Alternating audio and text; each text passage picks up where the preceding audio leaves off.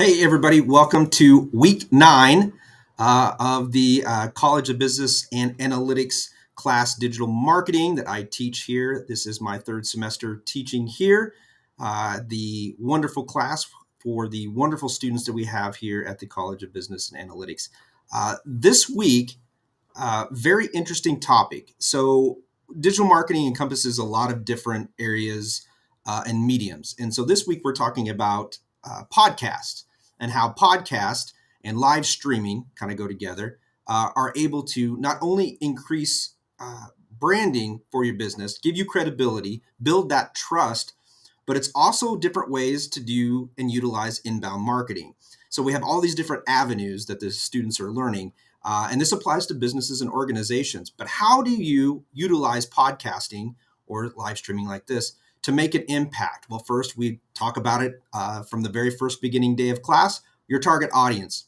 Whatever you decide to do your podcast on, make sure that it's authentic, that you know about it, that you can also learn and grow with it. Don't ever just assume you know all the knowledge. You need to, all the successful ones are the ones that go into researching and putting a little bit more time and effort into it. So that being said, I better practice what I preach. So why podcasting? Why should you take the time? Well, there's a lot of interesting statistics on this, but some of the biggest ones are that there are over 3 million podcasts now. There are over 460 million worldwide podcast listeners. I think if in the notes that I put, you could see that it is a $3.4 billion industry. And a lot of people, especially those in America, are listening consistently to podcasts. Now, you might be thinking, well, the only ones that are successful are the crime ones. That's not true.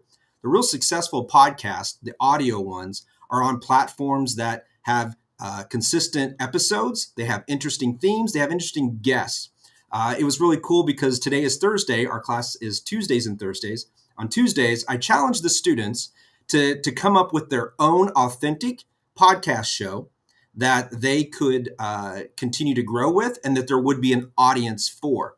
And I got to tell you, out of one of them, one really stood out, and that was for one of my students that loves art. And so for hers, she was hesitant to talk about it as a podcast show, but what was really great and interesting is that hers would be a great live streaming show. And I kind of added a little bit to it and had, what if you did this?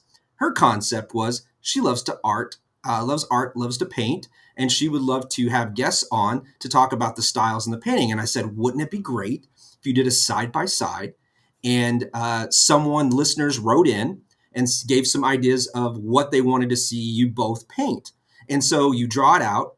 You guys are not together. Maybe you're live streaming from separate locations. That is something you can do for podcasting. And you basically have these conversations. And maybe if you're adults over 21 and you have a glass of wine or you have something, something relaxing to either maybe sponsor the show or just to make it, more intimate. And so have this show for 15, 20 minutes where you're painting something that's your listeners suggested. And then at the end, you guys show each other what you painted and see and talk about the different variations. Now, that's great for a live stream, not so much for a podcast show. However, some of the other great podcast ideas included, and this was interesting, watching episodes of series or TV series and changing the alternate ending, giving at the end of it how the person, the podcast listener, the student in this case, would have ended that special episode, what changes they would have made. The other one is commenting on clothing and talking about the clothing, the history, the style of TV episodes. So I thought there were some very creative ways to do this with podcasting and make it authentic and make it connect with the audience. Now, what could they do with these podcast shows? Well, the one that dealt with fashion, you could absolutely have inbound links to go order those, affiliate links. You could make some commission or money off of that.